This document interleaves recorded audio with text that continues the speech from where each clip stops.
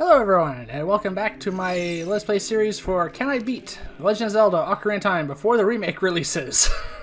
I am S.A.N, and when we last left off, we collected the remaining two spiritual stones. The Goron's Ruby and the Zora's Sapphire. And then we got the Ocarina of Time from Zelda as she fled, fulfilling a prophetic dream we had, and Ganondorf blasted us aside. So we sort of had to fill the dream sequence to start this.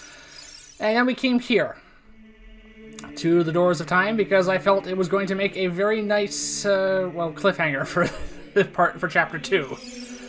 However, I'm looking at the 7 hearts I have currently and thinking that this may not be enough. Once we open those doors and go through there, the whole game changes and the difficulty spikes up quite a bit from here. So I'm thinking we might want to backtrack and collect some of the missing heart pieces I haven't gotten. There's one in Zora's Domain I want to get. And there's a couple of other places I can go, like place some of the magic bean spots in soft soil. So we're going to do that first. Don't worry, we will definitely get through that quickly. For those of you who don't want to watch me do that, collecting a bunch of heart pieces and doing a bunch of setup for the big plot twist that's about to happen, for past that, I'll put a timestamp here. But I'm definitely going to go do that first. Alright, the first heart piece I want to go pick up is actually just right across from Hyrule Field in Walnut Ranch. There's one there I missed, apparently. It's a pretty simple one to get, so we're going to start there. I'm also going to go to a bunch of other ones. I think I'm going to end up getting 4 or 5 before we head back to the Doors of Time. And we'll see how it goes. Well, I know how it goes because I'm recording this voiceover in post. Yeah, there's going to be a bunch of side stuff I'm going to want to do going forward because we're making very good time. I mean, I've done 2 videos, 2 hours apiece, and we're basically through the first act of the game. So, clearly, I will not have any issues doing side stuff. I mean, I made these videos 2 hours just because I was concerned about getting it done. I do not, by the way, do not trust howlongtobeatvideogames.com based on that, because I've looked at that and they said beating this game should take anywhere, like around, on average, 24 hours to beat in total.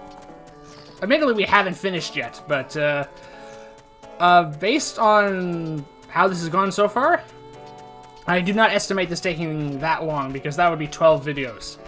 And I'm fairly certain I'm going to be done before then. Alright, so the heart piece I'm in question is just in here. So this is a pretty simple sliding blocks puzzle that we'd actually even simpler in 3D because we can hop over these blocks. So, just pull them aside because there's a little secret passageway behind there that we want to get into.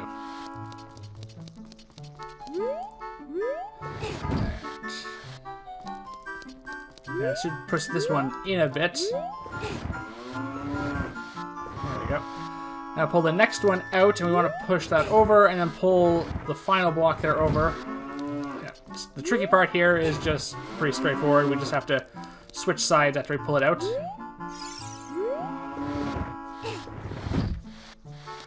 I'm curious if the heart pieces are going to be some of the things that are going to change, because, in all honesty, I don't remember where a lot of the heart pieces are in this game.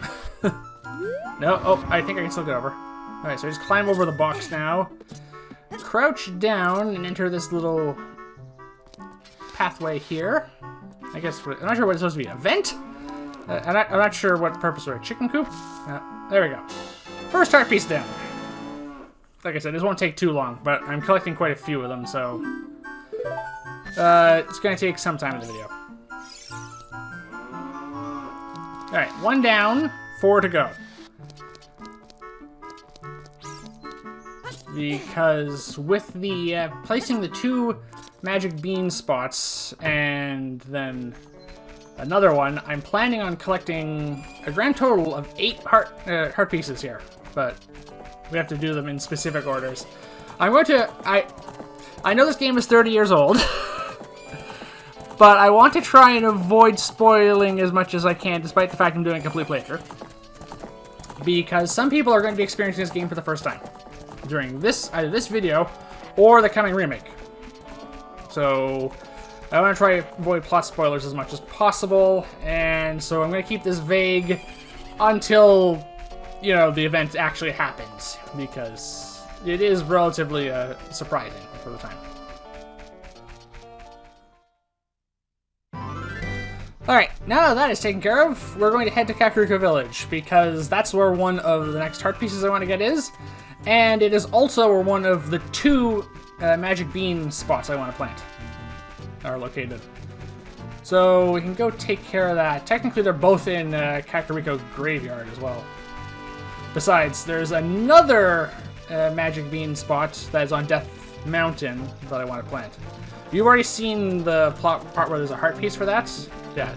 So the magic beans eventually will grow into bean sprouts that lets us not climb up to them. They basically are like these floating magical platforms, like plants, but regardless, that's how we get to them. And I want to plant at least 2 of them because I bought 5 of those magic beans. I do not know how much more I'm going to need than the ones I have. I know there's a few heart pieces that can be got this way, so we're going to start with those. Alright, so yeah, I'm going to need the magic beans. I have 5, that should be more than enough. I don't think I've ever used more than 5 when playing this game. Then again, I don't often 100% this game, unlike A Link to the Past. But I know A Link to the Past like the back of my hand. I have played this through, must be at least a dozen times in my lifetime, maybe? Somewhere between half a dozen and a dozen at least. Alright, so we want to go to the graveyard. And we need it to be night, so I might as well play the Sun Song before we proceed. Yeah, there we go. Because we're going to do a bit of grave robbing, believe it or not, to get one of the heart pieces. Alright, so now it's night. So the kid's not here, so he's not going to... The kid yells at you if you try and mess with the graves in the morning, by the way. Alright, so here's the first of the magic bean soil plants. Just plant the magic bean and we can come back later. Alright, so one of these graves, I think it's one of these up here, contains a heart piece. Oh. Golden Skulltula. Like I said before, I'm probably not going to bother collecting too many of them, but when they pop right up in front of me, I'm not going to waste time I'm not getting them. The next reward, I believe, which you get at 20, is the Stone of Agony, which is meant to work off of Rumble Pack feature that was a novelty at the time when the Nintendo 64 came out. Trying to remember how it works. That's the Poe. Okay, that's not it. Might be this one. Oh, it's going to hit me. That's fine. Poes do not do a lot of damage. There we go. Alright, this should be... Yes, this is one of the tombs. Alright, so we have to kill this Redead, which is very easy with the Sun Song. I haven't really shown the Redeads off very much because, well, there wasn't much point, but apart from using the Sun Song to freeze them in place, get behind them, target them, and just slash away. They never can turn around. It's a very easy way of dispatching them. Alright, so now that he's gone, the chest should materialize. Do I have to wait for him to disappear?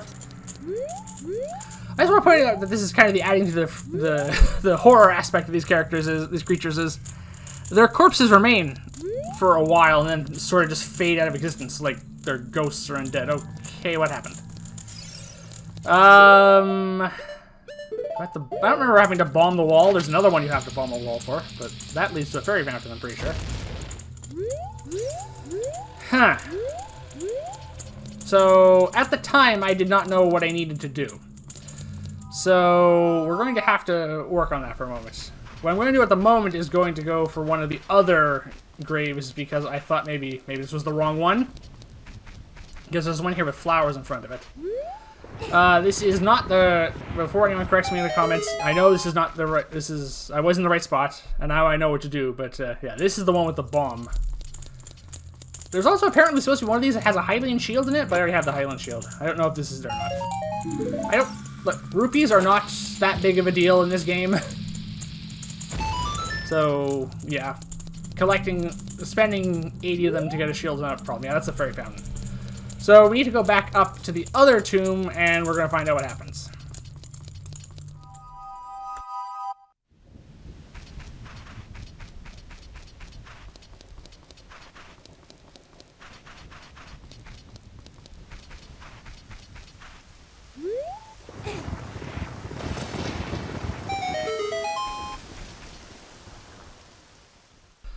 Alright, so now we're back here again. I have to re-kill the re-dead. That's fine.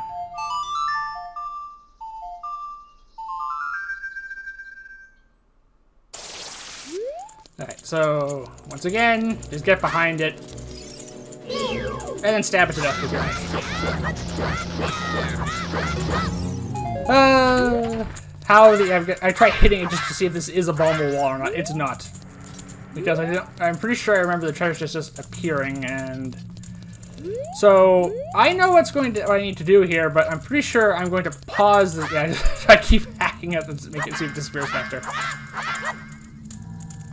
Yeah, so I could not remember what I was missing at this point. I'm going to probably pause. I'm going to pause here in a moment, and then I looked it up when I was playing.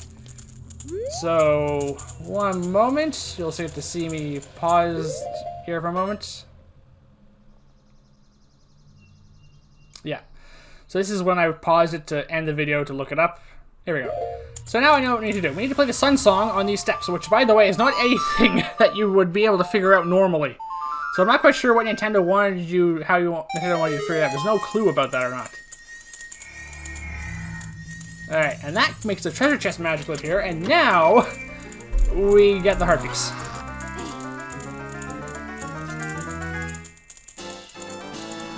Right, so that's 2 down, so we're halfway to the next heart container. And that's also 2 down on the ones I want to get. Yeah. That's a bit more complicated than some of the other puzzles in this game. Some of the side stuff does get more complex. I'm not quite sure how you're supposed to figure that one out, or intuit that, without a guide, actually, because the re-dead's there, so you have to play the Sun Song, but why would you play it on the steps, and you have to play the Sun Song on the steps after you kill the re-dead? So I'm not quite sure what they were thinking with that one. Anyway, so we're going to take a short detour to Death Mountain here to basically plant the second bean sprout I need. Now, technically speaking, I could have gotten, well, I could have gotten one of the heart pieces I want to get now, and technically I could have gotten an additional heart piece on Death Mountain. The reason I didn't get that one is because it's a bit of a risk. You have to enter Death Mountain Crater, where it's super hot. We'll be going back there at some point anyway, so it's not really that big of a deal. And here you can see me use my boomerang to stun these guys. The boomerang is such a good weapon. Oh, it's unfortunate just not going to get much use going forward. Alright, here's the second bean sprout point, because it's for the heart piece right above us. And technically something else in the trading sequence that you can do in this game. I have absolutely no idea if I'm going to spend time on the trading sequence or not. I have not come to that conclusion or not yet. The big Goron sword, which is the reward at the end you can get, is powerful, but it's not necessary to beat the game. I know a lot of people love it, but I don't know. I don't really feel the need for a big two-handed sword to win this game. Alright, so now that we've taken care of that, like I said, I could have gone up and gotten the heart piece in Goron City while I was there, but I wasn't aware if I was going to do it at the time, or not. I was still thinking it was going for 4. It was, later on you'll see when I come to the point where I realize, oh right, if I get a 5th one, then I can get 3, the other, with the setup I've done, I can get 2 heart pieces before I get to the next dungeon. 2 full heart containers, sorry, before I get to the next dungeon. We'll get to that in a moment.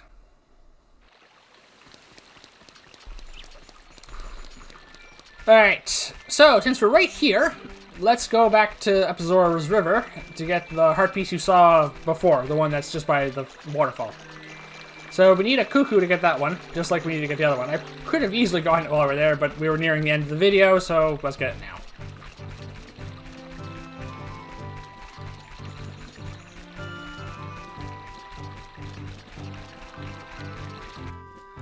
Alright, so we need to grab the cuckoo that's just over here. I suppose if I really wanted to, I could grab more magic beans, but like I said, I'm pretty sure I'm not going to need any more of them.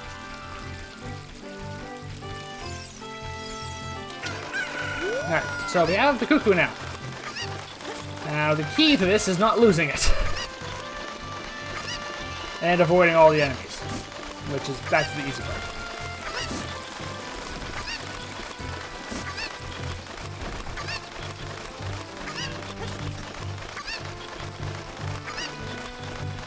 Alright. So, well, there was the other one we saw. We already got that one. So we have to bring the cuckoo up over the water towards the waterfall area. And I have to be careful here because, as you've seen last time, if it gets immersed in too deep water, it basically, as opposed to drowning, it just flaps its wings and flies back to where we picked it up. Fortunately, we should be fine, I think. Avoid that Octorok. Cross this bridge. And now we come to the tricky part. We have to navigate these winding paths to get up to the heart piece. Without losing the cuckoo.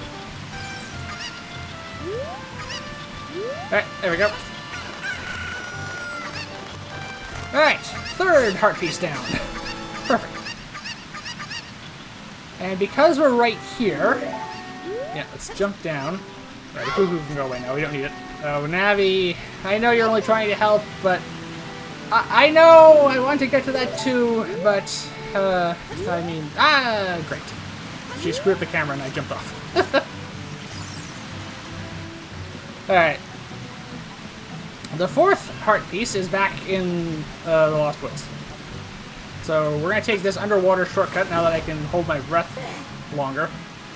Dive down, and we're going to go through there.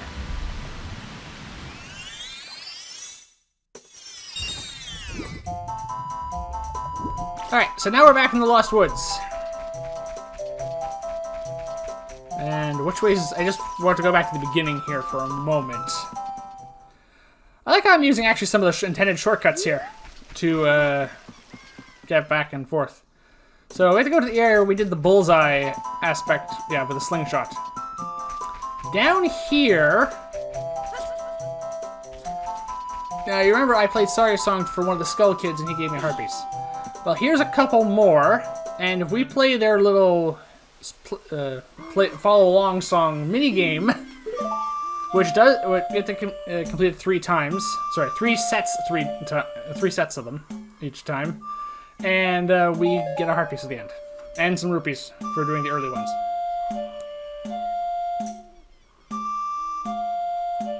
They get progressively harder, as you see. Here.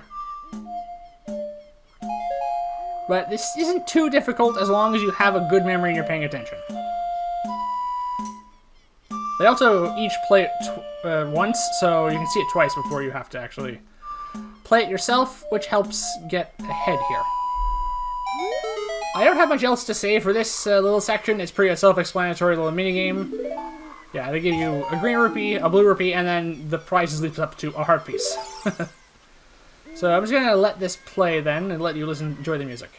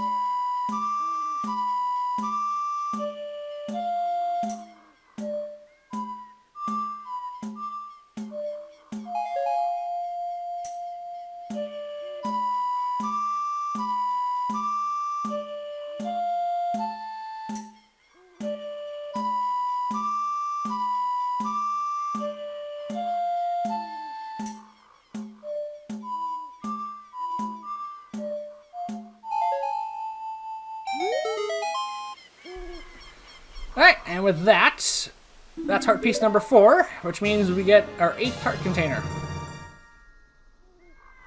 There we go! 8 heart containers. That's a bit better. Alright, 1 more, and then we go to the Doors of Time, I promise. See, it was around this time I started thinking about using the shortcut here to get to Goron City really fast. So you get 1 more. Alright, so we're back in Goron City. This one is annoying to get. I will explain. We need to take a Deku stick, turn it into a torch, and light all of these braziers or torches. Honestly, I'm not quite sure what they're meant to be. I remember these being called braziers in the Nintendo Power guide I had when I was younger. So I just always called them braziers. So I guess they could also just be called torches. Light them all, whatever they are, and that will set this big urn in the middle of this room spinning, and Link apparently as well. Alright, now you can use either bombs or bomb flowers. I'm going to use bombs because I have tons of them. And you have to throw the bomb into the urn, the top there, and it will cause it to spin randomly, and as it explodes, it will cause it to spin, and depending on what face you land on, determines what reward you get. One of them gives you bombs, one of them gives you rupees, and one of them gives you a heart piece, and some rupees. That's the one that gives you bombs. It's the one that you want is the one that's got the open mouth smile, and it stops facing the camera, so this is literally just random chance. Which is a good thing then that they give you the rupees. Sorry, the bombs, because you can easily run out otherwise. Alright, there it goes again. Now, I got confused here when I was doing it, because it had been a long time since I bothered getting this one. I almost forgot this heart piece was here. So I saw it when I was looking up the solution for the other one. Yeah, I'm going to pause here for a moment to double check exactly what I'm supposed to do here. Now I know what it is. Unfortunately, it's completely random. Which means this could take a little while. But obviously not too long because, well, you know how long the video is. And I have other stuff to do. But I really don't have anything else to say until we actually get it, unfortunately. This can honestly just take a while. It is annoying. So if you got annoyed at this part, do not worry, you are far from alone in that regard. Oh, and you have to wait for it to start spinning and put another bomb in.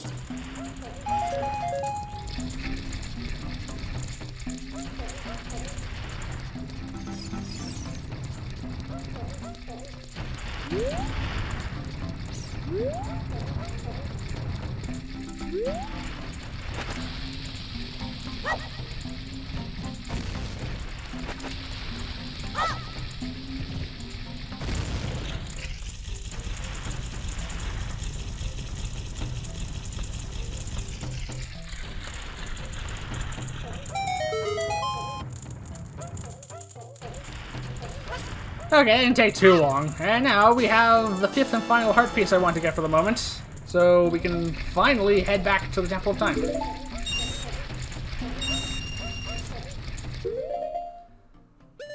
There we go.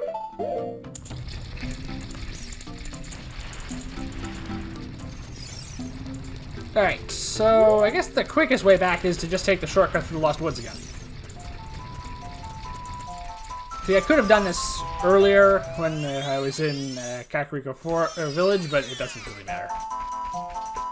Yeah, Kakariko Village and Kokiri Forest sound very similar, so sometimes when I'm saying one, I'll think it's meant to be the other, and I try and finish it that way. Alright, so time to head to Hyrule Castle.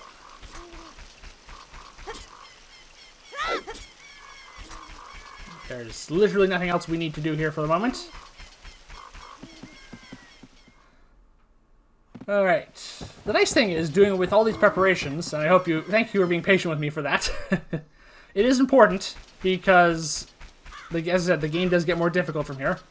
After we do the next dungeon, I'm going to have 10 hearts, which is going to be very nice. A good number for going forward. I've done it with fewer, obviously, and I still have quite a few healing items and 3 bottles. The downside is we're going to run into the guy you can get the 4th and final bottle in this game from.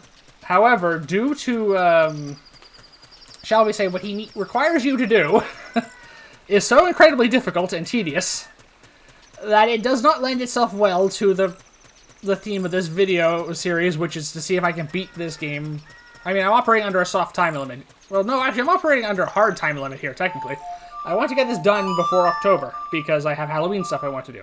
I also have another hard time limit. In fact, I want to beat this game before the remake releases. I cannot imagine being before October anyway, so that's my goal. So it's a race.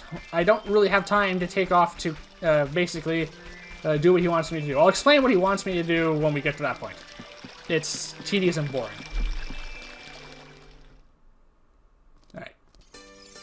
I was thinking about stopping to get 15 more rupees from my wallet, but there's no point. I can get 15 rupees anywhere. I'm also not entirely sure if I'm ever going to get the not the adult wallet, the Giant's wallet is the next one up. The one that lets you hold 500 rupees. That's the one up, by the way. Because I think we need to get almost all of the Golden Skull Tulas for that. Alright, so less than half an hour into the video, we're back here at the Doors of Time. That wasn't so bad. Trust me, that's going to be important in this video. Oh. Now I have to play the Song of Time. I have to remember how to play that. I should know that because given how often I played Majora's Mask. And you have to play that night too. There we go.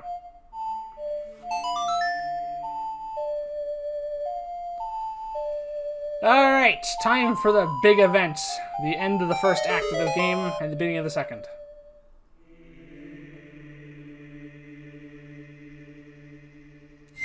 There we go! The 3 spiritual stones that we went to such trouble to collect are going to be removed from our inventory and placed in these little slots here for the rest of the game.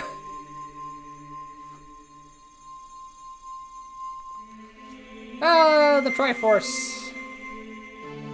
Which plays a much bigger role in this game than it does in the more recent Zelda games. Alright.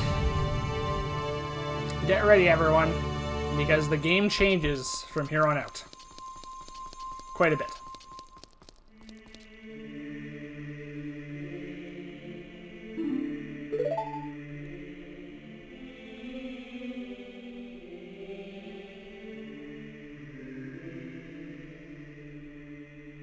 It is that legendary blade. That is the most lukewarm introduction for the Master Sword I think we've ever had. Ever. Come on, Navi, you can do better than that. Oh, and by the way, when I first played Ocarina of Time, as I said, I was about 5 years old, and I had just recently watched The Sword in the Stone, so I often associated the Master Sword with the Sword in the Stone from that film, which is not Excalibur, by the way. That's a common misconception. Oh no, Ganondorf! What are you doing here? Oh no! Guys? Everyone? I think we just inadvertently helped the bad guy yet again. Wow, that's another thing that came up. That's come up twice in both recent Zelda games we played. Oh no. First, helping Null and Echoes of Wisdom, and now this. Yeah, it owes it all to us. No! No! Why can we not stop him? Well, because of plot reasons.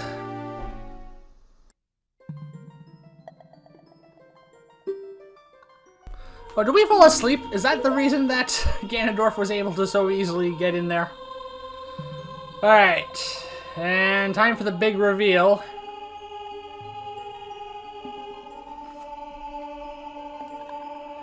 Oh, wow, this place doesn't look anything like the Temple of Time we were just in.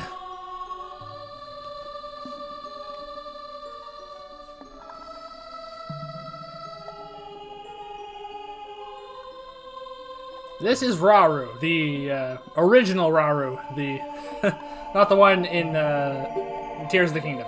Same named after the same character. Both named after a town in Adventures of Link. This is the Chamber of Sages inside the Temple of Light, which is inside the Temple of Time, apparently. Very center of the Sacred Realm.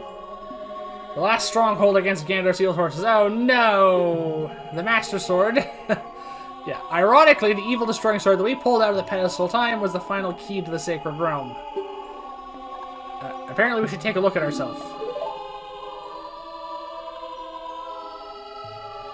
Yes, as you can see, we are all grown up now. This is 7 years later, which apparently means, despite the fact that our mind was held in stasis, our body somehow matured 7 years. Do not think too hard about that. It'll hurt your brain. Yes, evil ones may never touch, which means by pulling out of the pedestal, we did Ganondorf's dirty work for him. The only one worthy of the hero time can pull it from the pedestal.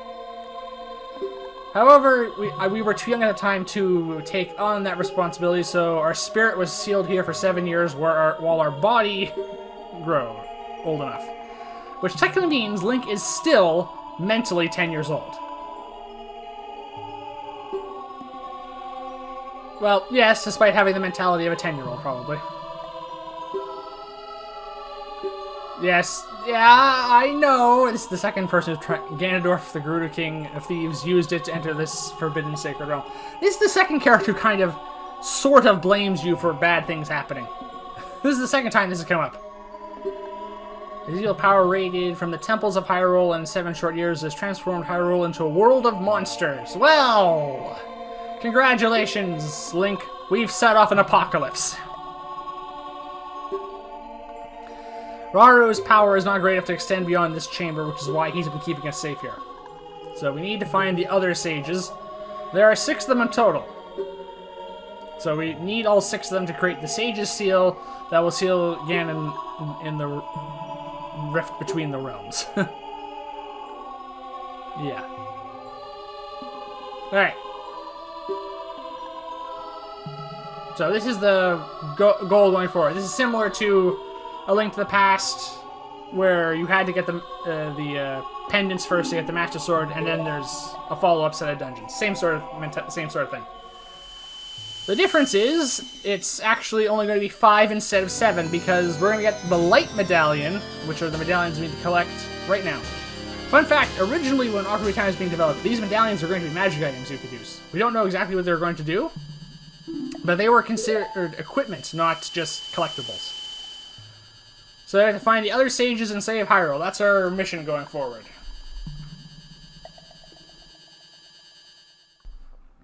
I'm curious to see if the medallions are going to be actual magic items in the remake. I doubt it, because that would require reworking a lot of the game, and it would almost change Ocarina of Time completely. But it'd be interesting to see. Alright, so we are back in Hyrule now, 7 years later. Back in the Temple of Time. I'm amazed this place is still standing. Yeah, unfortunately they have, Navi. Oh yeah, because we're all grown up now, a lot of the equipment, the items we've been using, we cannot use anymore. Our equipment, our level of degree of items we can use has dropped off significantly. And here we have Sheik, who, I mean, alright. I know I've been kind of having a tongue-in-cheek moment of trying to keep some of the spoilers, but I'm going to keep this one under wraps as long as possible, because Sheik's identity is a big deal to this game. Even though, again, this game is almost 30 years old, and I imagine most of you have played Super Smash Bros., and, I mean, Sheik's true identity in that game is revealed pretty easily. So Sheik is going to give us information about the remaining temples. Yes. And apart from that, just repeat some of the information Rauru told us.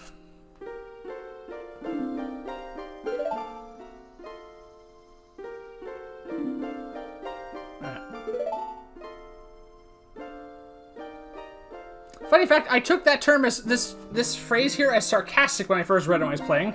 Almost that Sheik was kind of making fun of us a little bit. Yeah.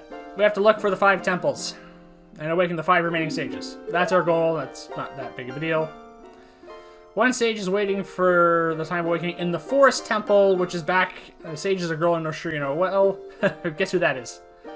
So that's back in Kokiri Forest. I did it again. Yeah. Unfortunately, we lack equipment necessary to get there. We should head to Kakariko Village. Part of the reason why I wanted to plant those bean sprouts. Alright, we can head there now. So, yeah. Yeah, I'm going to need the Din's Fire, definitely. Oh, by the way, this milk is 7 years old, and somehow still fresh as the day it was bottled. It should be mold by this point. But, Look, I hate time travel. You all know this.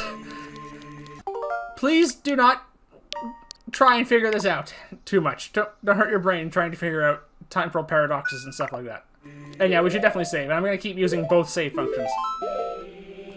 Alright, let's see how Hyrule has changed in 7 years. Oh, well, this looks horrible. Well, Death Mountain certainly looks as ominous as the name suggests. Oh, well, this is, the neighborhood's definitely gone downhill. That's all I can say. Oh, great. Redeads. Well, there goes the neighborhood altogether. Oh, the Happy Master Trap is falling apart. This is where Hyrule Castle was. It no longer stands there.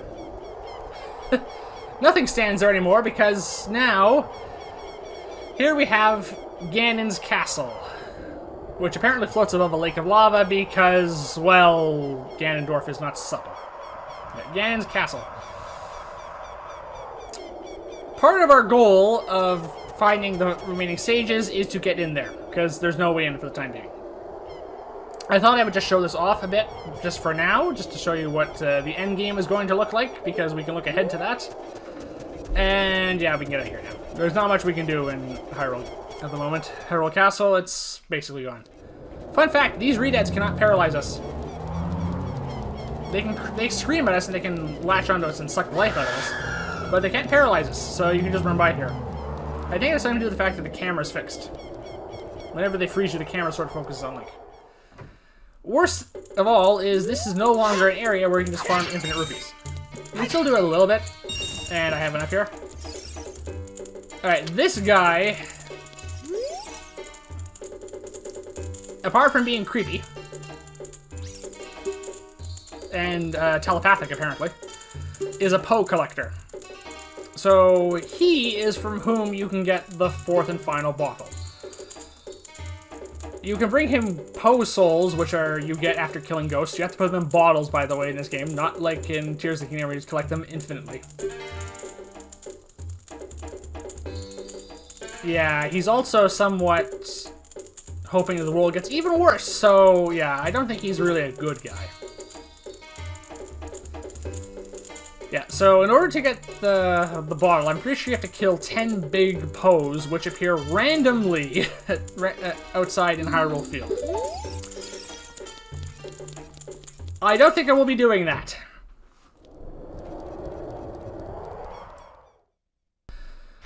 Alright, Hyrule Field, for the most part, has not changed very much. Apart from the fact we no longer have to worry about style children. So, need to head this way towards Kakariko Village. In fact, we're going to head straight toward the graveyard, I believe. Unless I want to take a short detour to get to the bean sprout point I planted on Death Mountain.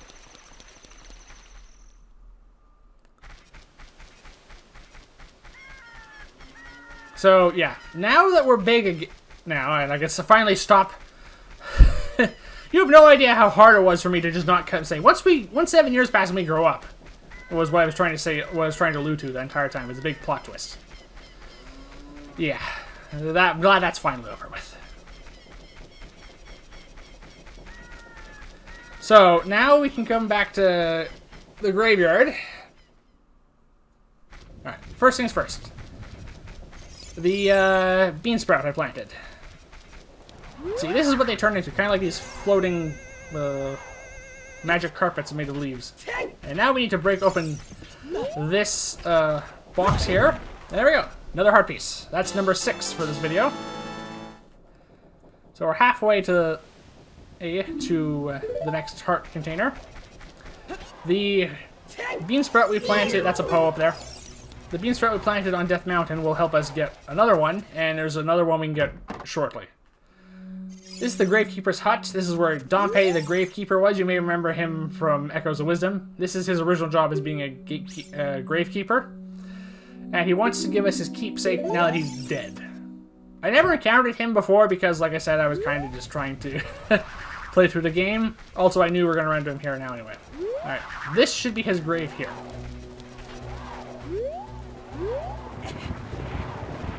And we're going to get attacked by a Poe, I suspect. Here, oh, I was going to miss. It's fine. They're not worth fighting. Alright, here we go. This is kind of annoying. Dompe wants to challenge us to a race. He can fly, so it's not entirely fair. But we need to succeed this race. Oh, he also drops flames everywhere. These serve 2 purposes. One is as a hazard and an obstacle you have to avoid, and you take damage from it, obviously, because it burns you. Thanks, Dompe. I thought we were friends. And 2, it serves as a way of guiding you if he gets ahead of you, because he is quite fast. There are also these timed doors which you have to get through before they close. It's not too difficult, but if you get lost and or just stunned from all the damage the fire can do to you, it can get a little tedious. Navi, fortunately, will follow him, and you can so just follow her if you really want to. Try not to get lost, because this is a bit of a maze. Oh, and there are redeads in here, in case you can't hear it. The moaning isn't a giveaway. Alright, this is the final stretch now, because, yeah, and I'm going to start rolling here to try and catch up. It's a good strategy. Yeah, we're able to make it there in record time. 1:05, it's pretty good. By the way, if you get here under a minute, I think it gives you a heart piece. I'm probably not going to bother with that one. There's plenty of other ways to get heart pieces. As a reward, I'm going to give you my treasure. It's called the hook shot. There we go. That's what we need to get into the next temple. Spring-loaded chain. Yeah. It's exactly the same as the hook shot in A Link to the Past and every other Zelda game ever.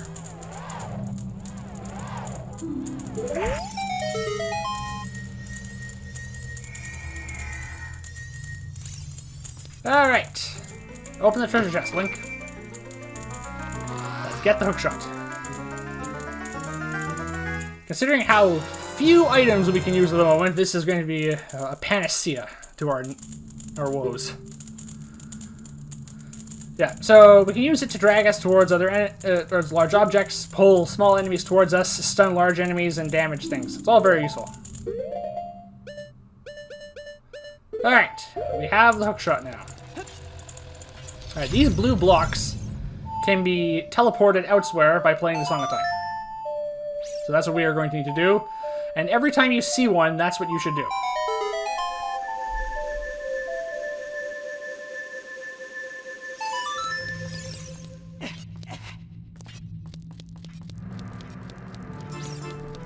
As you can see, this secret passage leads up into the windmill. And yeah, I'm creating a save point here because I usually avoid save scumming altogether, because I don't agree with it. But let me just put it this way. I've fallen off this thing before trying to get to the heart piece that's over here. I definitely would use it, if need be, because otherwise I have to do Dampe's race again. It's really annoying. Waste of time. Fortunately, I get this in one go. So, it's completely unnecessary, but I definitely would have used it if I needed to. Alright, that's number 7. 3/4 of the way there to our next heart. And yeah, we'll just get the last one on the way out. in Death Mountain. Also, apparently these guys are unhappy because 7 years ago, a kid with an ocarina came here and played a strange song that messed up his windmill. We also have an ocarina. And we were not here 7 years ago, though. Don't worry. Like I said, the time travel aspects of this game are not done. Try not to worry about it too much. But we're going to learn another song here. This will be important later.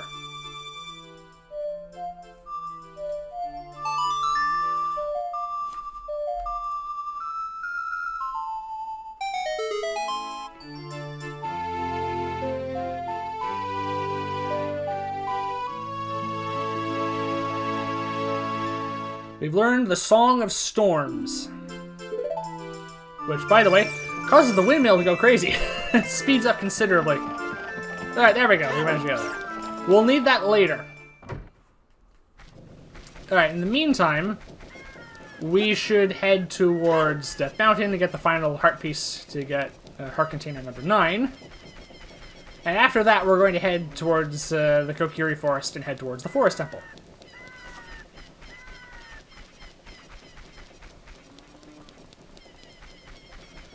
See? I told you it wasn't going to be that big, that detour wasn't going to be too big of a deal.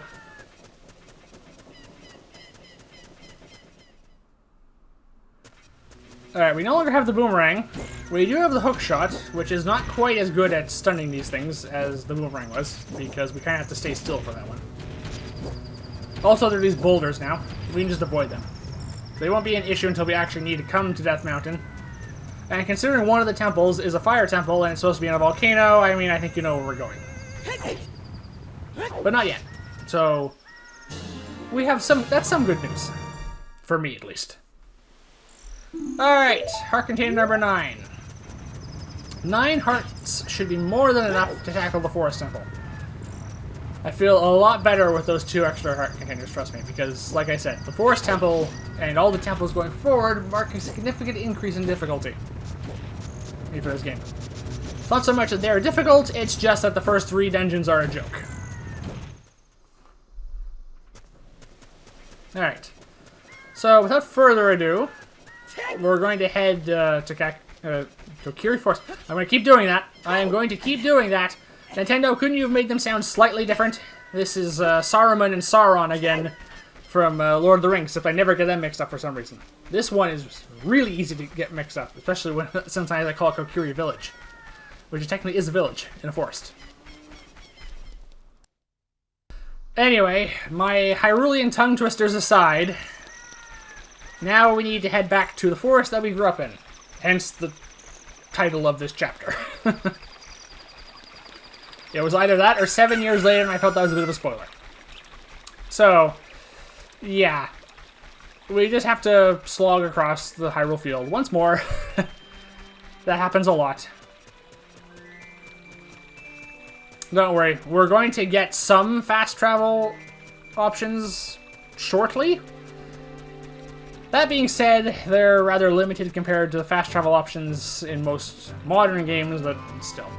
In some ways, I do sort of prefer this, having fewer fast travel options. It kind of just feels like you just zip around the map. I know it's meant to be faster, but still. Alright, well, let's see how the Kokiri Forest has changed in 7 years.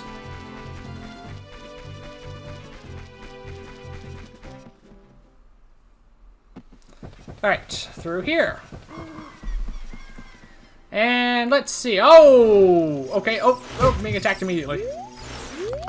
Well, this is new. And not a welcome change. Monsters in the forest, huh? Well, there were monsters before, but now they're all over the place. Oh, is this because, the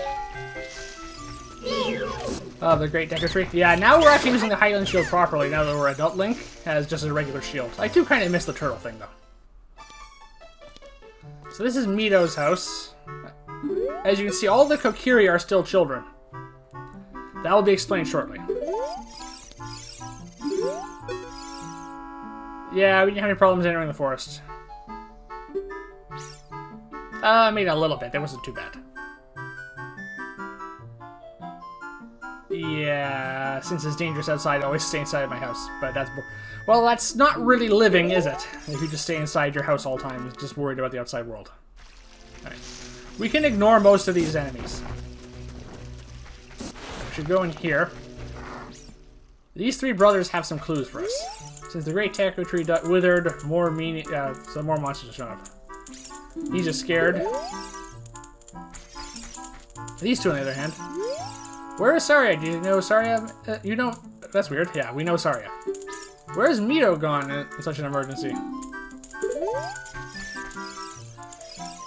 An evil wind is blowing from the direction of the Forest Temple. By the way, the Forest Temple was originally going to be the Wind Temple during development of this game. That's why that line is still in here. So the Forest Temple is located in a sacred forest meadow. We know where that is in the far side of Lost Woods. So we now know where to go. That's the clue we need to proceed. I mean, okay, let's be honest. I did not need that clue to proceed. I know exactly where the Forest Temple is. We were literally outside it at the start of this game. That being said, it's nice to show these little clues off. It's nice to play through this game as though you're playing through it the first time, even though you know it's not.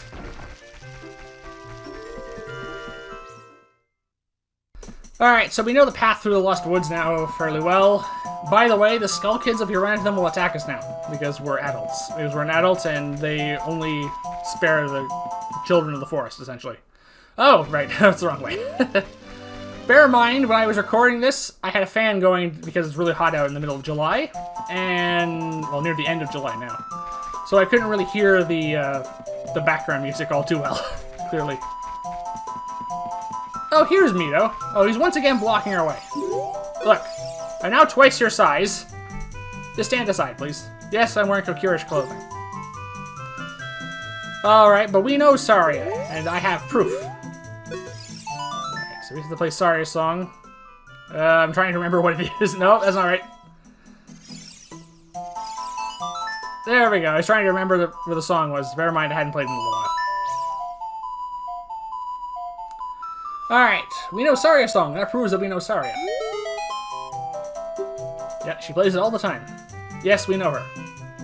He clearly doesn't recognize us because we're grown up now. Like I said, this will all be explained at the end of this video.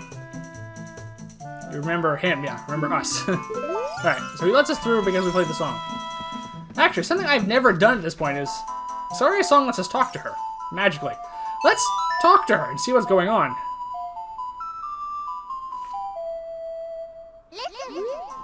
Yes, I do want to talk to Saria. This is Saria, can you hear me? Yes, we can hear you. Great, you're safe. I knew I'd hear from you again. In the Forest Temple, the forest spirits were calling for help, so I went to check it out. But it's full of evil monsters. Help me. Okay. So that doesn't actually tell us where we need to go. We already know. Alright. I'm just curious, because... No, I think it's the way out. Yeah. Yeah, there's a visual cue as well. They look slightly different, the ones that lead deeper into the forest. Until you get to the exit, but this is the one we need. Alright, remember this place? Slightly different now. Yeah, so narrow passageways. We can no longer just run around in here and roll past all the Deku scrubs that we did last time. Because the Deku scrubs are gone. We now have some new enemies to worry about. Yeah, so this is pretty straightforward. Use Z targeting to look around corners, and then use the hook shot because it's our only ranged weapon, really. Alright. So, there it is. Alright. These are this game's versions of moblins, and they will charge at you with their spears, thrust outwards, and run you through if you get too close. The hook shot takes care of them in one shot, though. Makes it quite useful. Alright. And we need to keep doing this. Alright, we should be able to make it to that little grove here. There we go. I do not advise going out and hitting it with a hook shot now. When it's facing you, it'll just charge at you. And it charges really fast, so the odds of you actually getting the hook shot off are low. By the way, I think this is one of the last Moblin depictions that use the original kind of bulldog look for them, as opposed to the more modern pig one. Okay. Just a little tidbit there. There we go. A little bit of Zelda trivia. I got a heart out of that. Alright. Oh, this one is going to be easy to take care of.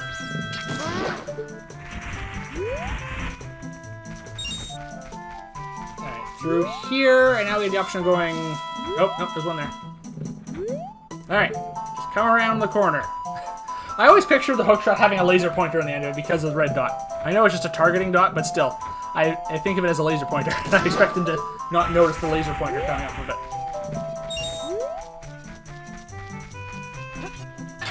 Oh, okay. See, this is what they do. They charge at you with their spears out thrust like that and try and run you through. Yeah, okay. Also, apparently they're immune to damage when they're charging at you. The simple solution, though, is just to go around the other way, because this is a square. And yeah, there's a water... There's a small pond here. Whatever this is meant to be. Alright. That was easy enough. Alright, this is a bigger moblin who has a club that creates shockwaves when he swings it. You have to dodge the shockwaves and get close enough to just attack him with the Master Sword. The hook shot will not reach him, so it doesn't work. That's okay, Navi. I know you're just trying, but we're here. We're almost at the Forest Temple, but I know. That's all right, sweetheart. It's fine. I've decided to just become kind of pitying and condescending towards Navi as opposed to angry because it's different than what everyone else does. So this is where we met Saria before to learn Saria's song. The Forest Temple is just above us. Sheik, if you could get here on your own so quickly, why did you need us? Apart from the fact that we're the protagonists. The flow of time is always cruel. That's not exactly a thought you want to say in a children's video game. Yeah, play the Minuet of the Forest. So this is the first of the many teleporting songs we learn in this game. They all take us to these little Triforce pedestal things with the medallion symbols of the dungeons on them. They're also one of the longer songs we get to play. Great. This one is actually quite useful because there's a fairy fountain just a few feet away from this temple. Or I guess a few meters, really. So, we can play the Minuet of the Forest to get back here if we ever need fairies, which we will definitely will at some point. I know I've been making this game look easy so far, but trust me, it gets harder.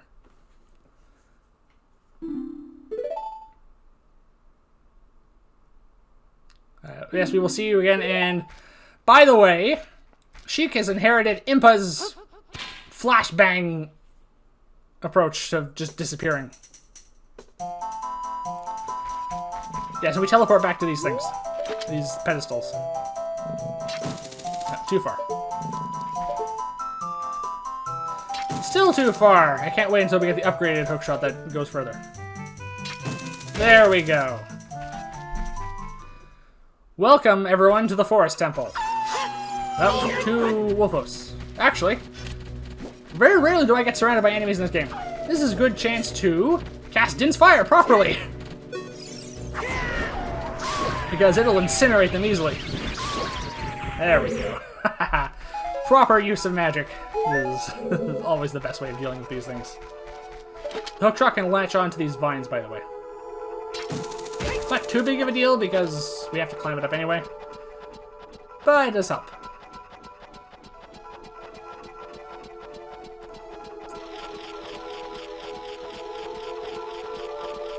And on top of that, we also have a gold Skulltula here that we can use to take out with the hookshot, which does more damage than the boomerang or the slingshot, by the way. Or to the fact that we're older now. That's probably meant to be the fact that the hookshot does more damage than a boomerang and a slingshot. It is like, it basically is spearing them.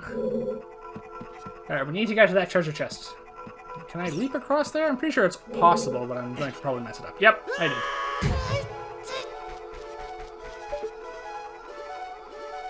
Alright, back up we go. I'm just going to use the hookshot to get across, probably. It's probably the better way to do it. It's probably the intended way of doing it. I know it is possible to leap across, but... let's try our new toy. We just got it.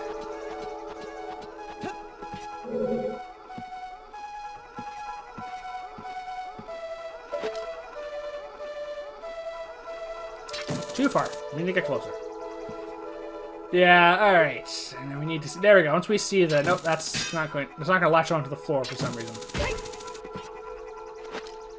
And our reward is a small key. By the way, this temple has a ridiculous number of small key locked doors in it that we need small keys for. I know this is the first dungeon in this game that has small keys, but still. It gets a little ridiculous. You'll see what I mean. Oh yeah, the hook shot can just one-shot Skulltulas easily.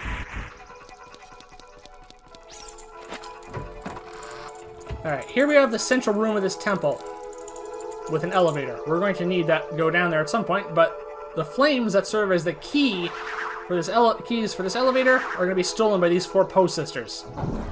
Each of them is going to leave the room. And we have to track them down, hunt them down, and kill them to get those flames, the magic flames back. Alright. So, from here, we can explore the temple for the most. We have to explore the temple to get everything we need. This is also a more confusing layout. Here's the first of many locked doors we need to go through.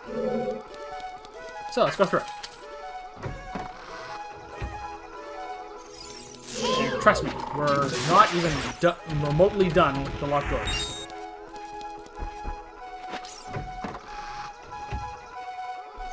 Alright, here we encounter some new enemies. Blue bubbles, these flying skull-like enemies wreathed in blue fire. There's a whole bunch of different colors of these that we're going to encounter over the course of this game. For the most part, they're not much of a threat, they're just annoying. The way you defeat them mainly is to block them with your shield, which gets rid of their fire shield, and then you stab them with the Master Sword. Yes, I did notice those, and we have to move this block in that pattern, essentially.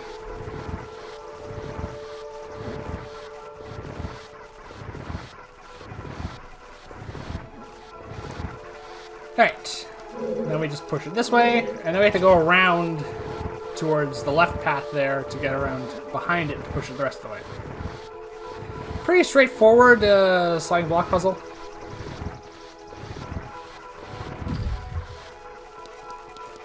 There is a ladder here, we'll be taking it in a moment. But first, we need to push this into place. There we go. Now it's in place. We can use that to climb up. However, we should probably see what's up this ladder first.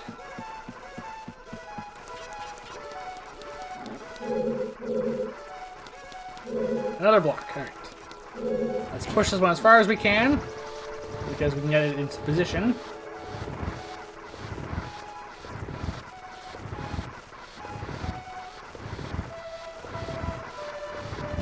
There we go.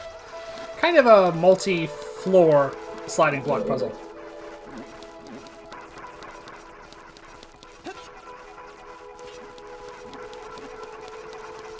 Now we climb up this way.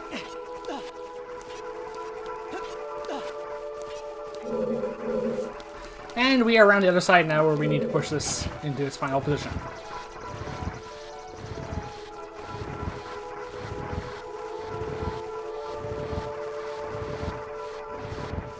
Again, fairly straightforward, though it is nice the fact we have to go up a couple of different floors to do this one. This way.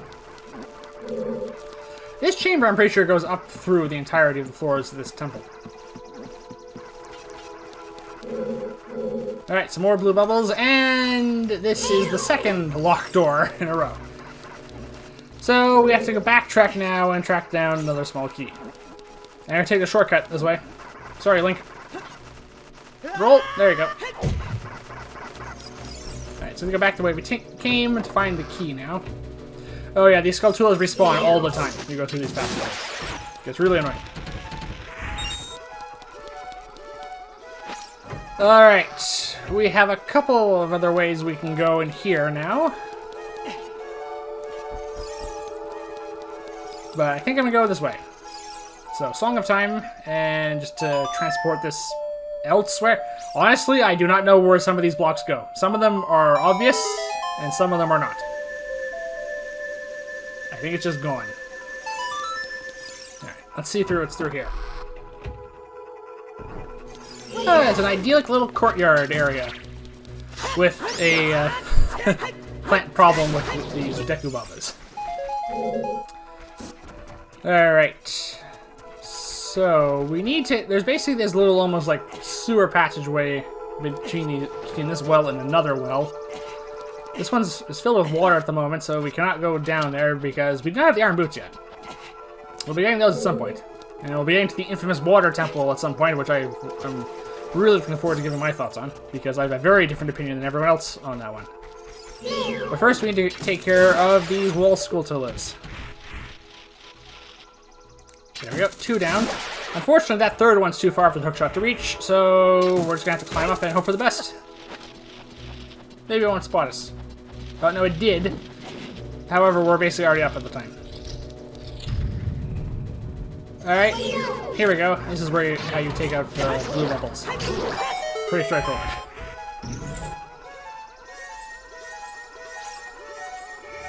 The reward is a chest. Oh, it's a big one. Map? Map would be nice.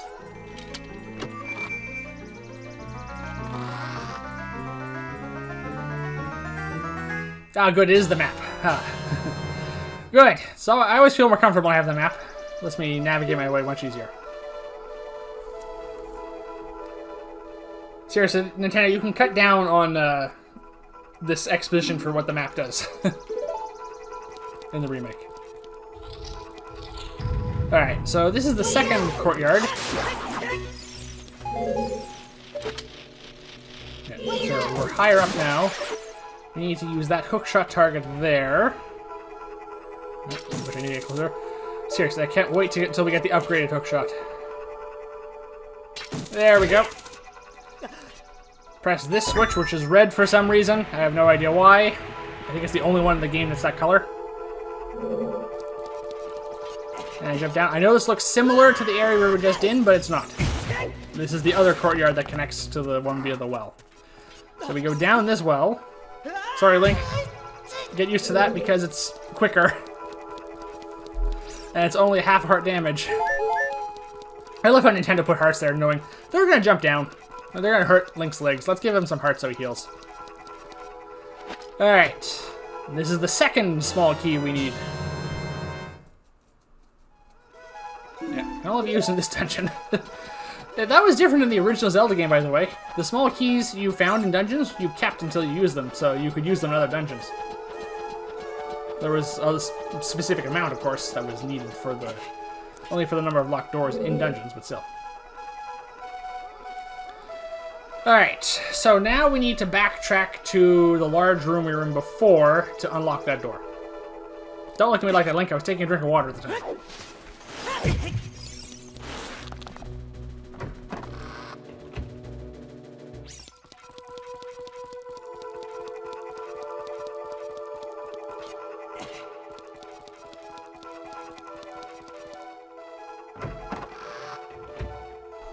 Also, Nintendo, you can have these things not respawn every time we have to go through this corridor. Just waste time. I'm gonna give my thoughts as we play through this game on what I think things, like, just minor things they can change for the remakes. Mostly it's just minor quality of life things. Apart from that, they can keep the rest of the game perfectly fine. Mainly have to do with the camera and the fact that when I'm playing this on the Switch, I have to use the C-stick for the items, which I'm used to using for the camera. But that's just a difference in hardware thing, so that will not be an issue for the Switch 2 remake, I imagine. I imagine the Joy-Cons have enough buttons on them, they'll be perfectly fine. Alright, now that we've had that little tangent, we're back to where we were before. And now we can go through this locked door.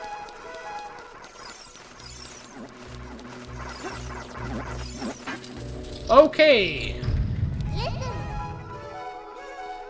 Thank you, Navi. We noticed.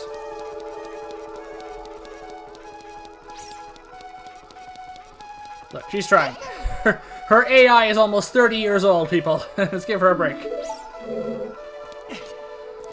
Oh, for crying out loud! I need a third small key now. I think they went overboard with this. Oh yeah, Wall Masters. They're in this dungeon too. They get introduced here. Honestly, getting caught at this point probably wouldn't be too big of a deal, but still. I refuse to do it out of principle. Just die. They give lots of rupees. Seriously, you will never have rupee issues in this game. Oh, that blue chest there? That's the boss key chest. They also introduced the boss keys for the second set of dungeons in this game. We need those going forward to get into the boss doors. As you can see, we cannot get to it yet. Don't worry, we will. In the meantime, let's backtrack for the second time to the main chamber and look for a third small key.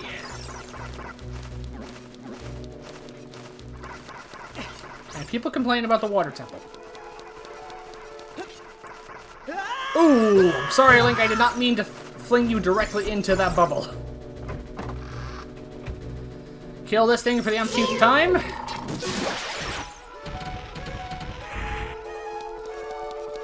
And now we're back in the main entry chamber. I've got good news for you, though. There's only one more way for us to go from here. Yeah, that one has iron bars on it. We can't get through there yet. Alright, so we have to go through here.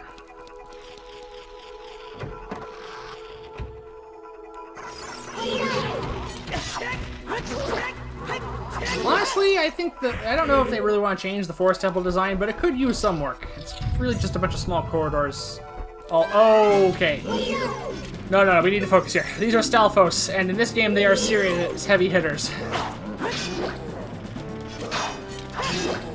These guys are why I wanted to get the extra heart containers. I'm serious, by the way. They basically fight almost as a mirror to Link, and despite the fact that, again, their jump attack takes off 2 hearts and can get behind your shield, as you can see there.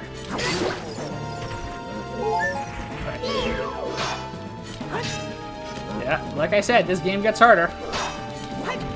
Oh. Yeah, the trick here is just keep your shield up, and when it does its jump attack, just try and be at a nice distance, so that it either doesn't get behind your shield, or you can stab it.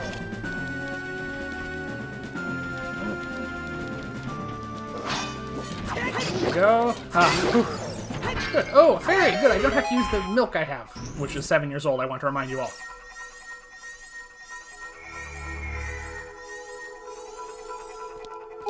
Alright, there we go. Fully healed. Small key number 3. I mean, look on the bright side, everyone. It's not like they're going to pull us a 4th time or anything. Sarcastic foreshadowing aside, we now need to backtrack yet again to the Twisted Chamber to use the small key.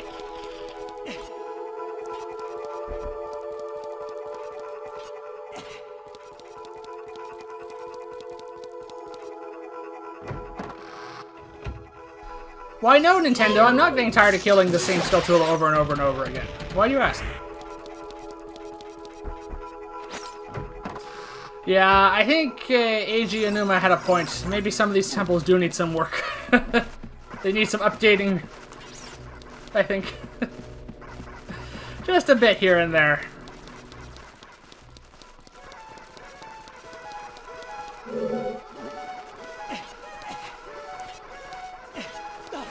It's funny how compared I mean, I guess A Link to the Past dungeon, well, first of all, Link to the Past is my favorite game, so I love it beyond all other video games, so there is that.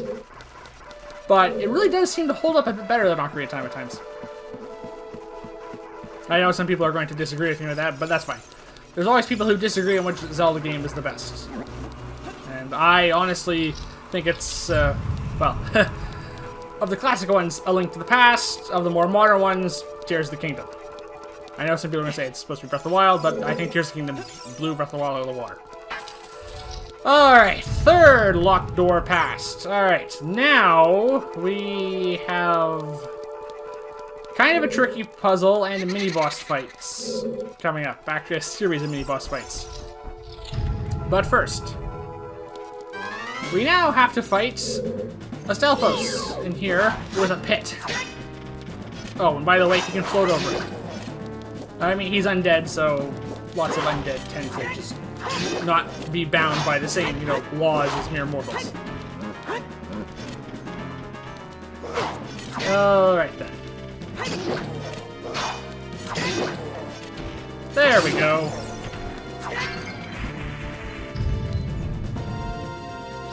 Round 2? Oh, for crying out loud, there's 2 of them. Alright, phase 2 of this mini-boss fight's a bit more tricky. Not because they team up on you or anything, but as you will see, once I kill the first Stalfos, its bones are going to remain.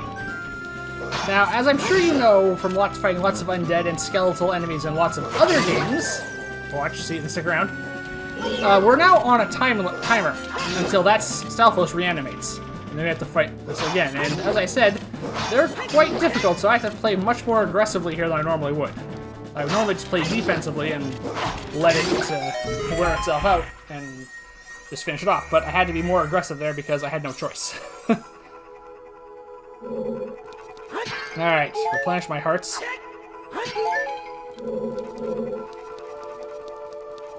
Because they can do a lot of damage. See? See? The 2 heart containers that I got at the start of this were not wasted.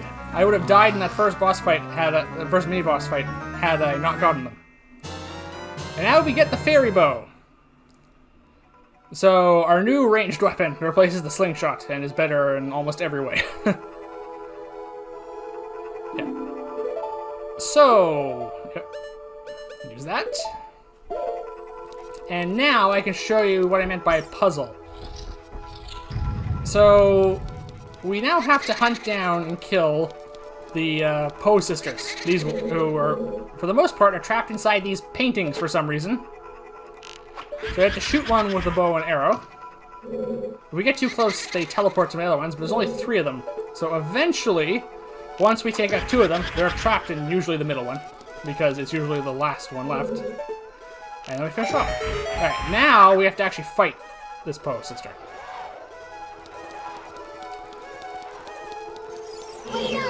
Joel,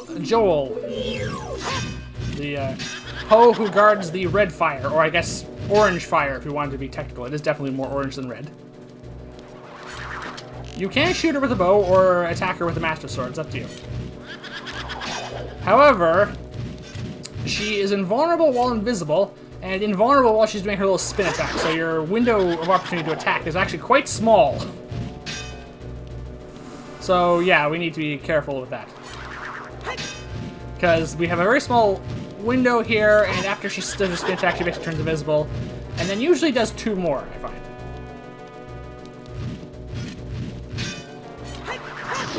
So once she stops, just hit her. The bow is probably too slow for this, though I imagine some people might like it a bit more because you need to fight from range, but the thrust usually has enough reach.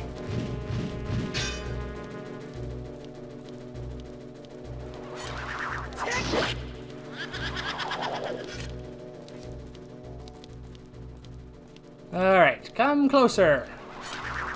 Nope.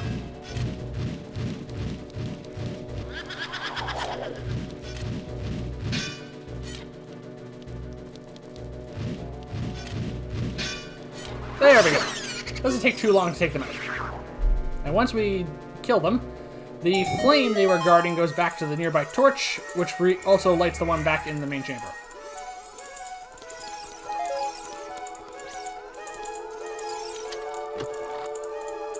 Another small key! Hooray! Well, at least we have this one now, so we should be perfectly fine. We got this one in advance, right? Alright, now we can go through here. Alright, this room is a twin of the last one we were in. Another set of staircases, another set of portraits, another Poe sister for us to fight.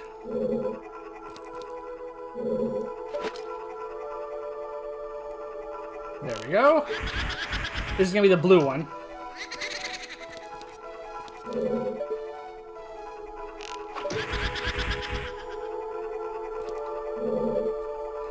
No more difficult than the last one. And now we have to fight her in the chamber below.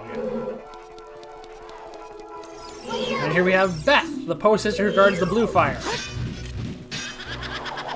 Apart from the color difference, and the name difference, this is essentially the same fight.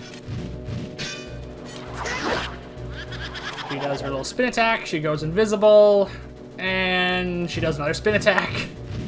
And you have a limited window to attack her in before she repeats the cycle all over again.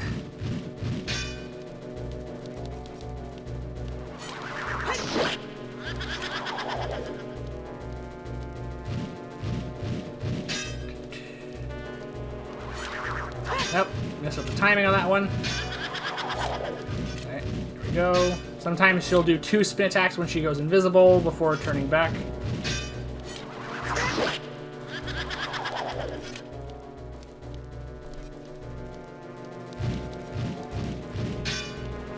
There we go. 2 down, 2 to go. Alright. This should probably be the compass at this point, because I think we've got almost everything else but the boss key. I mean, unless there are any more small keys we have to collect or something. There we go, we have the compass. Good! We'll know if there are any small keys we're missing, any treasure chests. Alright, so now we need to proceed back up the staircases and continue on.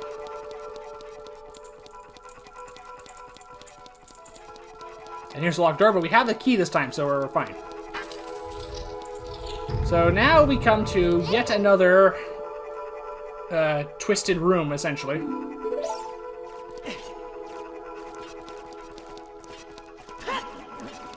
With yet another wall master in it. I do like how Navi warned you for that. It does make sense, because wall masters are definitely annoying.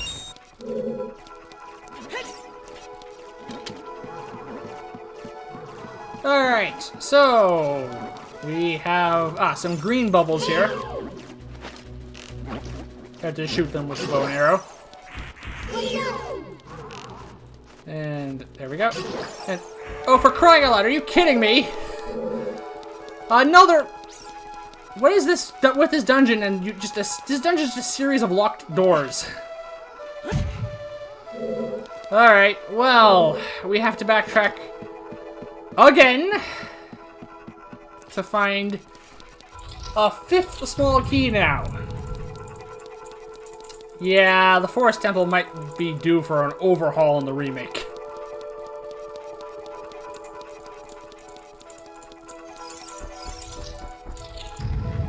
Alright, so time to go track down yet another small key. Now that we have the bow and arrow, though, we can also get the boss key, which you probably should do while we're at it. Alright, let's check the map. Yeah, so this room up ahead is where the boss key was. This is the chamber that connects to the Twisted Hall. Alright. So now we can show you one of this dungeon's gimmicks, which is related to the bow.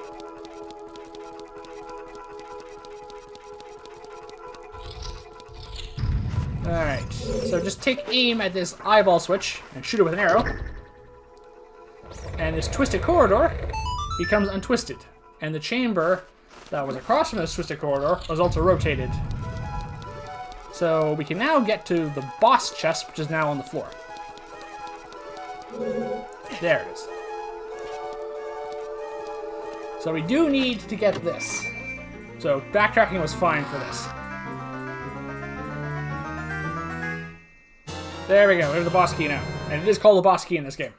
Alright, we need to drop down here. Alright, just some blue bubbles to fight. We can hit them with the bow and arrow too. Unfortunately, when they hop around like this, they can be hard to hit with anything. Unfortunately, when Z targeting and I'm moving about, the input for that is thrust attacks. So they have good damage, but not the best directional reach. Alright, so that's everything in here. Alright, what's through here? Alright, so we're on this balcony above one of the courtyard areas, the first one we were in. Yeah, I'm just trying to remind myself which enemies are vulnerable to the bow and which are not. Alright, nothing through there. Alright, what about here? I think there was... Yes, there's a treasure chest in here, so this might be the small key we need. Oh, okay, this is a floor master. Slightly different than a wall master. It doesn't grab you and take you back to the dungeon, but once you kill it, it divides into 3 small ones, which can suck the life out of you and become big ones. Fortunately, they're no match for Din's fire. See, I told you that spell was going to come in handy.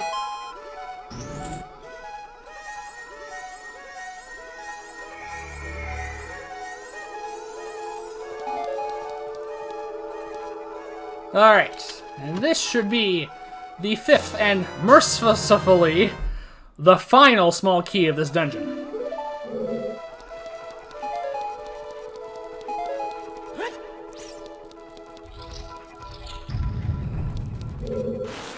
Alright. This connects back to the room we're in, so we actually aren't having to backtrack too far this time.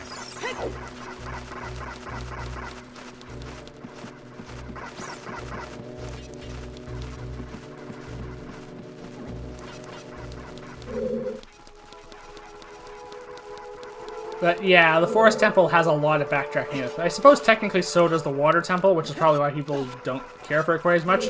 But I like it because it's one big puzzle. This is backtracking and little else, I find.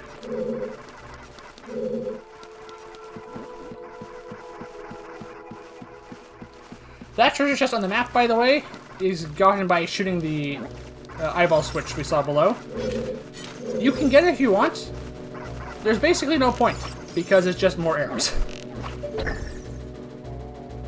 Alright, so we have to re-twist this corridor to reorientate that chamber again. So we can now proceed back to the other chamber with the key. With a locked door now.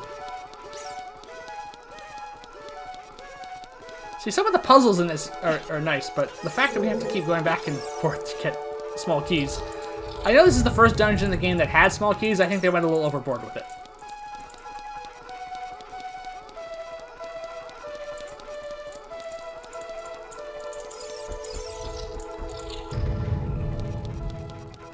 I think I already got all of these. Besides, I can't even hit it with the sword. Yeah, I did. Didn't get these ones, though. More hearts, more arrows. That's good. They go over some of the arrows they give you in this dungeon, by the way, because it's the first time you got the bow and you need it for basically almost everything. Alright. That's basically all the backtracking I need to do.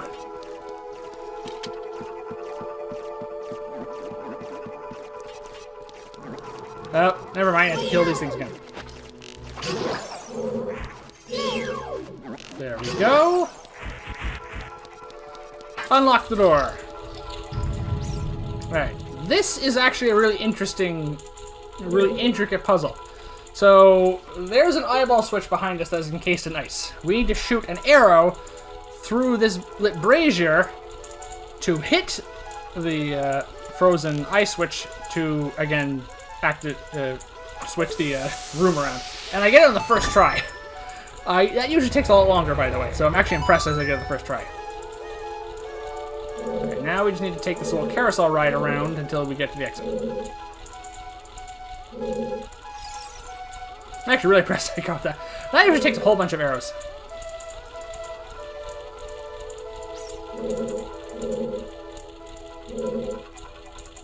Alright. Through here. Oh, we have to kill these things once more. I really do wish they, I really hope they cut down on that, the enemy respawning every time you go through these corridors.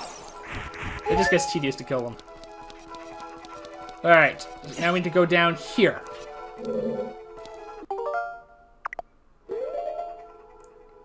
Yeah, there's basically nothing else around here.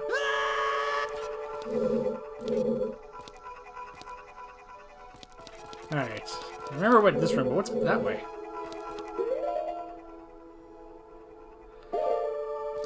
Okay, a treasure chest, apparently.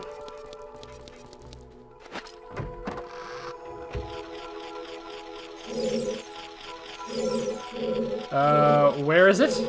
Never mind. There's no more small keys, so it doesn't matter. We've got everything we need now to proceed to the dungeon.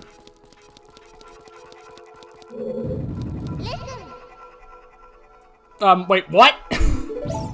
Okay, yeah. This is, probably one of the deadlier traps in this dungeon. Okay. Yeah, I had to make that switch, and there's a bunch of Skulltulas. Fortunately, if you time this right, you don't have to worry about any of them. Alright, there we go. Alright, just ignore the Skulltula, get to the treasure chest. If I remember correctly, it's just arrows. Yeah, it's just arrows. Alright, then go through the door before we get crushed. Alright, so this room contains the third Poe sister, the green one.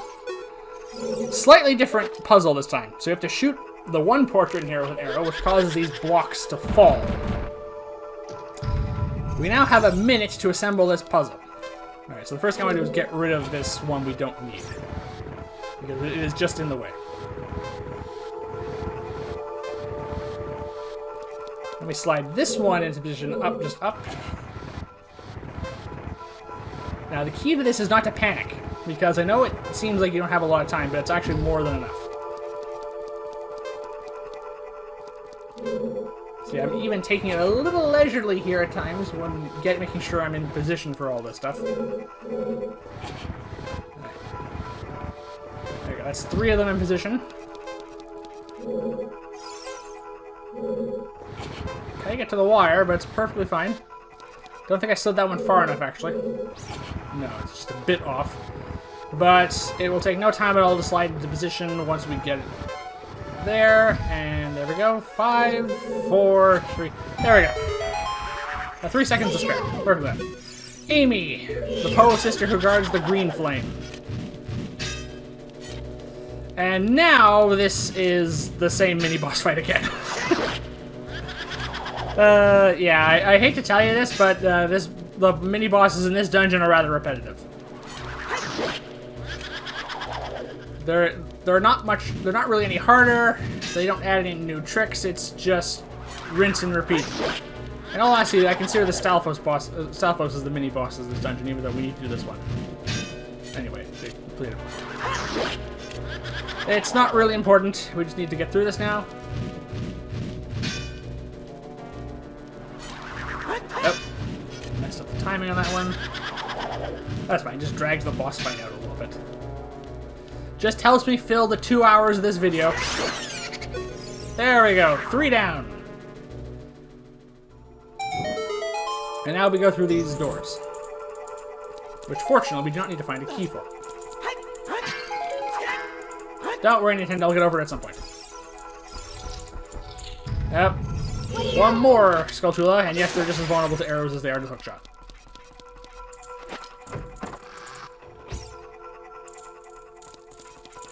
Alright, and here's the purple one, who is crying because, well, we killed her sisters.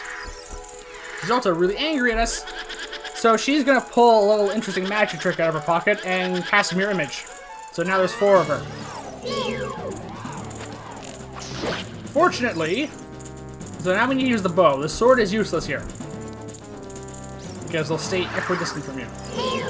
Meg, one of the Poe sisters. So yeah, the real one will spin, as you see after they appears.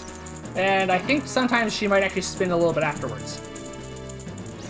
So just lock on to the one that spins and then shoot over there.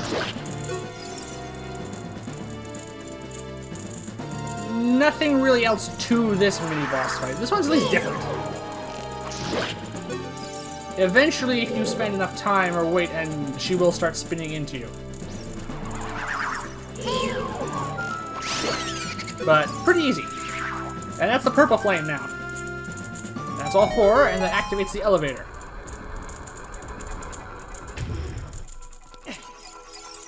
Alright, which means we can head down now. Into the heart of the dungeon, where the dungeon boss is. One last puzzle before we get to the boss, though. And it's this kind of... This is an unusual room. Basically, it's kind of an octagon, and we have to spin the room. And yeah, that sounds weird. I know, but still. The treasure chest here contains arrows. Alright. Need the hook shot once more. Oh, this way I'm definitely going to get the Stone of Agony, at least. But trust me, the dungeons going forward do not have as many gold Skulltulas as the other ones have.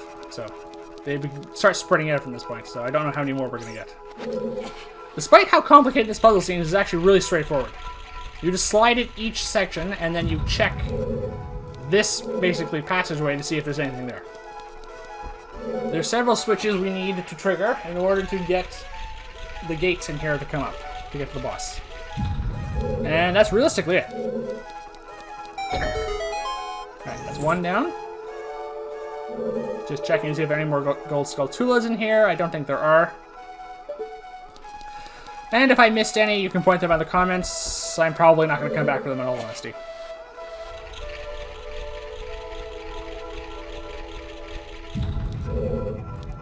Alright, that leads towards the boss door. The nice thing is the two passageways are actually on opposite ends of the octagon that we're spinning around, so in a sense, it's going to be in position once we get all the switches done, regardless. You just go to the opposite one. So technically I could have made this even simpler, but I find it just the easiest way is just spin each time, check each side, and trigger the switches. In short order, you'll get what you need.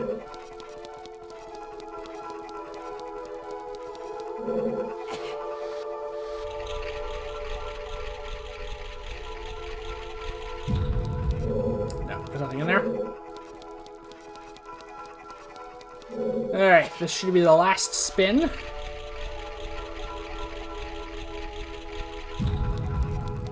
There we go. Final switch, which brings up the portcullis leading towards the boss door, which is directly across from us.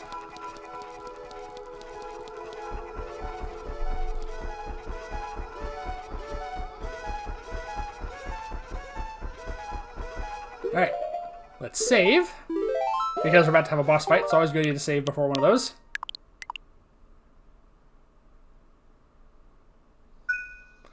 And now let's go inside.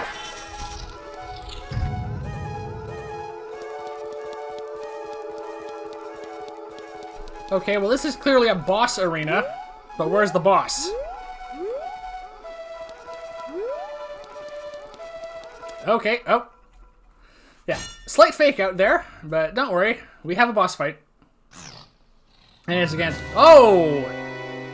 Ganondorf himself? Well, that's unexpected. And rather sudden, and yeah, no it's not. We're fighting Phantom Ganon.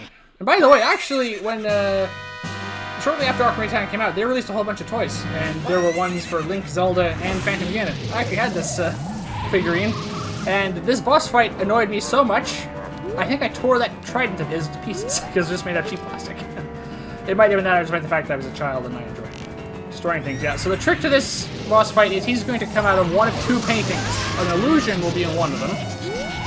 And he's going to ride out of both of them. You have to find out which one is which, and unlike with Meg, there isn't really a way to tell which is which until it's too late.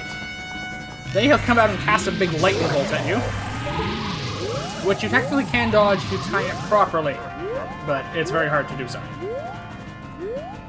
Right. So yeah, you just have to gamble, essentially. Keep your bow ready, and as soon as he starts to move from the portal, shoot him.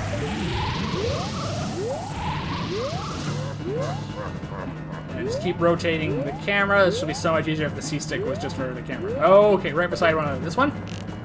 Yes. Alright, once you've hit him 3 times, his horse stays in the painting, but he comes out. So phase 2 is a bit different. We don't need the bow action anymore.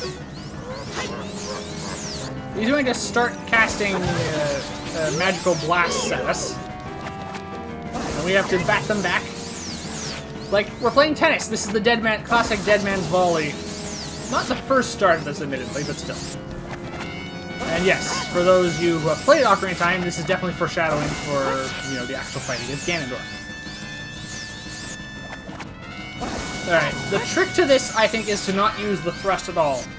Zed targeting does help, unfortunately, so once you hit him, and you go in and attack him, his own reflecting his magic back at him stuns him.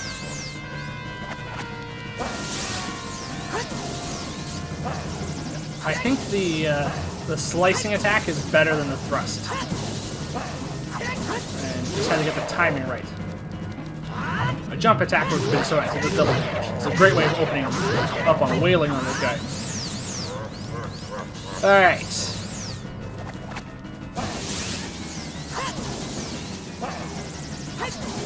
Rinse and repeat for the most part.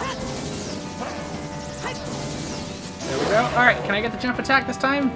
Yes! Alright, it's 2 hits. It counts as 2 hits on him. Alright, he doesn't have a lot of health left. I'm actually surprised how I'm doing this well in this fight. Phantom Ganon is a fight that usually gives me trouble. Despite the fact that the last time I played Ocarina of Time and fought against Ganondorf, I took no damage fighting him.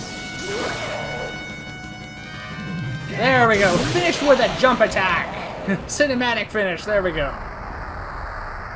So much for the not-so-hypnotic Spectre. Now we get a little bit of praise from Ganondorf himself here. Some slight skill. But you only defeated my Phantom. When you fight the real me, it won't be so easy. No, it's not going to be so easy for fighting him, probably. Or will it? I just said I took him out with no damage last time. This time I'll probably have difficulties. Because I did not struggle at all with Phantom Ganon. He hit me a few times. Alright, and that, everyone, is the Forest Temple completed. So we can go through the portal just as soon as we collect our 10th heart container. So it gives us a full row of hearts. It's going to be really nice going forward. Alright, let's get out of here.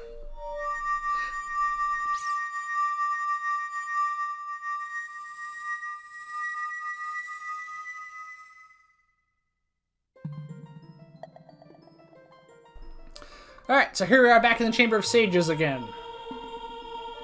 So now we get to meet the newly awakened Sage of the Forest Temple. And surprise, surprise, it's Saria. Most of the sages are going to be people we've run into already. Yeah, the Sage of the Forest Temple. So our childhood friend, who has not all grown up now, has become the sage of this place. Yeah. Because it is destiny that we cannot live in the same world. It's an unfortunate fact. But yes, she will stay here and help us defeat Ganon. And now we get the second medallion. And with that, we've collected a third of them already, by the way. And here we get the Forest Medallion, whose design really does convey the fact that this was probably going to be a wind-themed temple originally, because that looks much more wind-themed than, forest-themed. Saria awakens the Sage and adds her power to yours, which amounts to nothing for us in the moment, by the way. This is just a long-term goal thing. Alright. Yeah. I'm just curious to see what they would have all done when they were actual magic items. Like the medallions in Link to the Past. Unfortunately, we'll probably never know. The one thing I do know is that apparently the Spirit Medallion was supposed to function like the Lens of Truth. Doesn't really matter, though. Oh! A sapling? Is the Great Deku Tree coming back? Or is there a new one? I mean, yeah, he is a tree. So we've freed the Forest Temple, so this place is no longer under the Ganon's curse. So, the Deku Tree Sprout is now beginning to grow, who will become the new Deku Tree, because we lifted the curse on the forest. There we go. Oh, you're welcome, little one. Yes, we've seen all our old friends, and none of them recognize you all grown up. That's because the Kokiri never grow up. Even after 7 years, they're still children. Which, of course, means we are not Kokiri at all. Yes. We are actually a Hylian. And now we're going to get a bit more exposition. I promise you there aren't many more of these in this game, but still, this one is kind of a bit of backstory for Link. Some time ago, but apparently only, like 10 years or 17 years ago now, or 10 years ago, before we came here, a fierce war erupted across Hyrule. And in order to escape the fires of that war, a Hylian mother and her baby boy entered this forbidden forest. That was Link and Link's mother, obviously. So clearly, Hyrule has not been unified very long at this point in history. Yeah. So her only choice is to entrust the child to the Deku Tree, because she died for injuries shortly afterwards. And the Deku Tree is a consensus of Child Destiny, which means Link was very fortunate enough and probably not, left to be eaten by wolves or something, because I guess that's what would have normally happened or something. Yeah, and we were raised as Kokiri, and now we finally know the truth.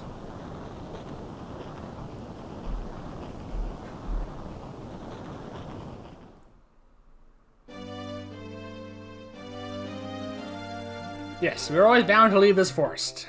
And now, we've learned our own history. You must save the land of Hyrule. Well, we were already doing that, so there's no real change. Yeah, break the curses in the other 4 temples and return peace to Hyrule. Alright. Well, 1 temple down, 4 to go. They do get trickier from here on out, though. I mean, the Forest Temple was clearly a pretty clear spike in difficulty, both in enemies actually doing more damage and just the fact the puzzles and the traps and just the layout of the dungeons are getting more complicated. So from here on out, it's going to get a bit more complicated, and we have nothing really to do left in this forest now. We've helped them all out for the final time, essentially.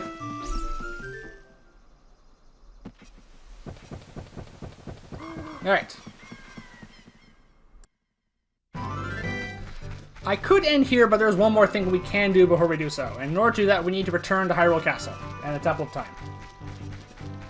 Because we can go back and tell Sheik that we finished our first foray into the dungeons and see what Sheik has to say on that subject.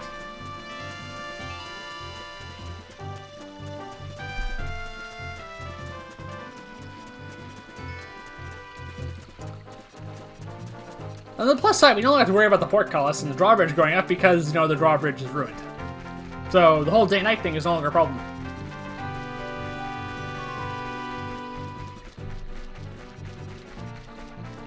It's funny how Hyrule Field is not that big compared to the other games. It's very small, but it still feels like a long time going across it, especially when you're doing commentary like this. Well, we're here now.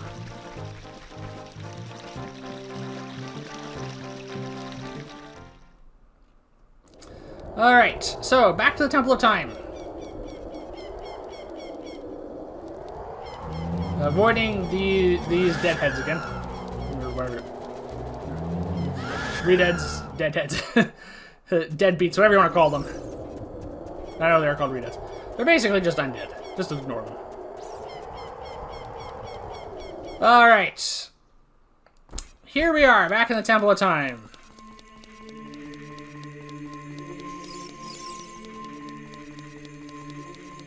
And Sheik is still here, despite the fact that we met Sheik over in the Forest Temple as well. Yes, we did. We destroyed the evil creatures haunting the temple. Are you proud of us? It actually was a bit more complicated than some of the other things we've done so far. Working other stages to become even more powerful. Well, it's our goal. Travel over mountains, underwater, and even through time. Well, I'm not too thrilled about the last part, as you may know. Yeah, if we want to return back in time 7 years, we can return the Master Sword to the Pedestal of Time. By doing so, we will travel back in time 7 years. This will become necessary as we play through the game. Yeah, well, we will have to return here quickly, and Sheik is going to teach us a song that will help us return here quickly. The Prelude of Light, the second of the teleporting songs we're going to learn. Yeah, this one comes in even more handy than the Minuet of the Forest. Because we have to get back here a few times. Not for a little while, though. I might go back in time at some point soon in the next video. If there's some stuff in the past I can get. But we'll have to wait and see.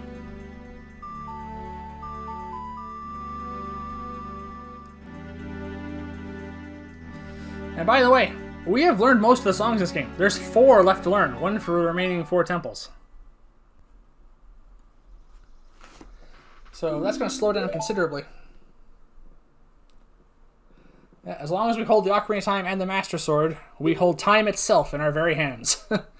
Quite a lot of responsibilities for someone who is still mentally a 10-year-old. Alright. So this is where we're going to call it for today. I'm going to pick up here again next week. Heading towards the next temple, which will be the Fire Temple on Death Mountain. I might do some side stuff before then, though.